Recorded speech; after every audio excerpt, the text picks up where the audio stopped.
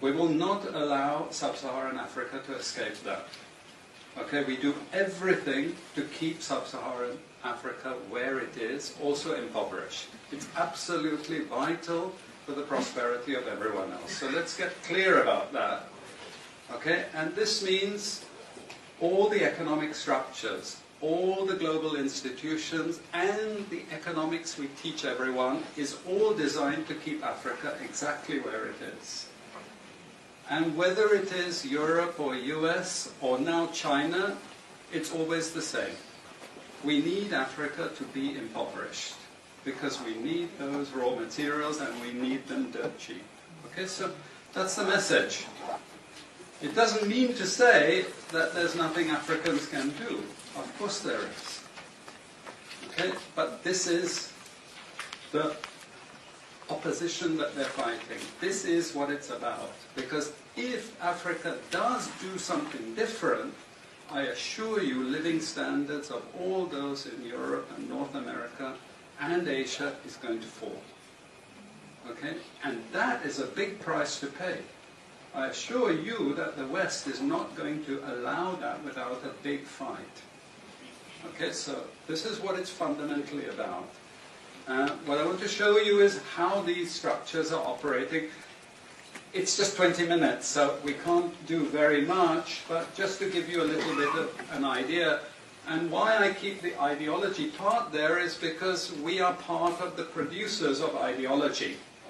At universities and academic institutions, we are complicit in this whole enterprise. Okay, so the job of many Western academics is to convince Africans they have to keep doing what they're doing. Okay? And to show them it's your fault that you're poor. It's not our fault. It's your fault that you're poor. You know? So this is what we do in academic institutions, and I want to show that as well. Let me just start. This is what it's basically about, so you know what it's about. But I want to just show you the extent to which Africa is specializing in the production of raw materials and basic agricultural goods. We know the basic forces that have caused this underdevelopment. We know it's colonization. I will not discuss that very much because my colleague speaker is going to go into some aspects of this. But I do want to discuss the global economic structures, the global financial institutions, and economic ideology, briefly, to give you a flavor of those. Let me start with this. You can't really see it so easily, but if those of you who are interested, you want the PowerPoint, I'm sure we can make it available to you. But the thing that you really need to see is the top line.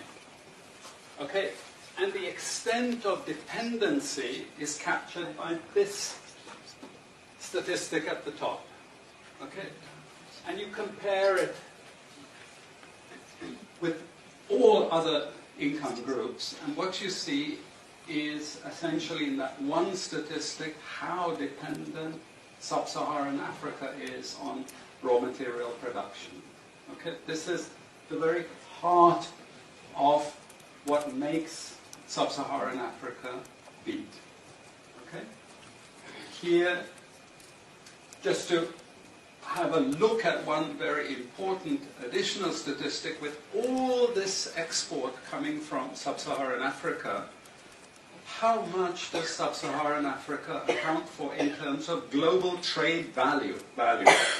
We know there are vast resources coming from there, but look at the bottom line in terms of global trade value. Look at that. 0.5%, 1975, 0.95%, going down to 0.1. To 0.1. Meaning that with all these vast resources being produced, how much are they getting for it? Nothing. Nothing. This is a very significant piece of data. Then I just want to show you what has happened to sub-Saharan Africa, because what we know, and from all studies, no country ever develops without manufacturing. Okay, producing raw materials will not take you anywhere. Producing basic agricultural goods will not take you anywhere. And let's have a look at how much manufacturing activity takes place in sub-Saharan Africa. We can look over the last 15 odd years, 15, 20 years.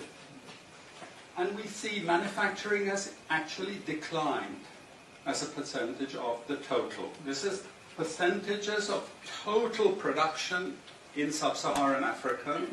How much of it is accounted for by manufacturing?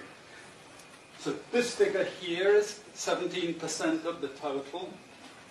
Most of the rest, when we talk of industry, it includes manufacturing, but the bulk of it is mining. Okay? Raw material extraction. This is the bulk of it. And here we see actually raw material extraction has stayed the same. What has caused industry to fall is the fall in manufacturing production. This is deliberate because we will never, as Western economists, as Western policymakers, we cannot afford to allow Africa to industrialize and start producing manufactures. Okay, so we will do everything to stop that. And I'm going to show you how we actually block that.